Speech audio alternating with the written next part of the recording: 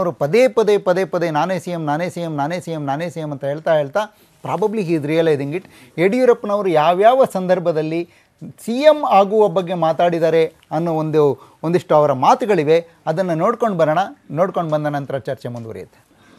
ಈ ಬಸವ ಕಲ್ಯಾಣದಲ್ಲಿ ಅಣ್ಣ ಬಸವಣ್ಣನ ನಾಡಿನಲ್ಲಿ ಹೇಳ್ತಾ ಇದ್ದೇನೆ, 17ನೇ ತಾರೀಕು ಗುರುವಾರ ಅಥವಾ 18ನೇ ತಾರೀಕು ಶುಕ್ರವಾರ ಪ್ರಧಾನಿ ನರೇಂದ್ರ ಮೋದಿಯವರ ಅನುಕೂಲವನ್ನು ನೋಡಿಕೊಂಡು ನಾನು 3-4 ಲಕ್ಷ ಜನರನ್ನು ಸೇರಿಸಿ ಪ್ರಮಾಣ ವಚನ ಸ್ವೀಕಾರ ಮಾಡೋನಿದ್ದೇನೆ ಮುಖ್ಯಮಂತ್ರಿಯಾಗಿ.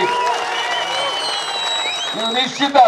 ನಾನು ಹೇಳ್ತೀನಿ ನಿಮಗೆ, 17 ಅಥವಾ 18ನೇ ತಾರೀಕು ಸ್ಪಷ್ಟ ಬಹುಮತದೊಂದಿಗೆ ಯಡಿಯೂರಪ್ಪ ಪ್ರಧಾನಿ ನರೇಂದ್ರ ಮೋದಿ ಅವರನ್ನ ಕರೆಸಿ, ಉಳಿದ ನಮ್ಮ ಬಿಜೆಪಿಯ ಮುಖ್ಯಮಂತ್ರಿಗಳನ್ನು ಕರೆಸಿ ಪ್ರಮಾಣ ವಚನ ಸ್ವೀಕಾರ ಮಾಡುವಂಥದ್ದು 100ಕ್ಕೆ 100 ಸತ್ಯ.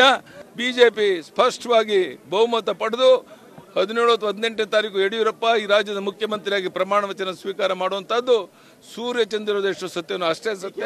ಕೆಲಸಕ್ಕೆ ಬಾರದವ್ರು ಕೆಲಸಕ್ಕೆ ಮಾಡ್ತಾರೆ, ಅಗತ್ಯ ಇಲ್ಲ.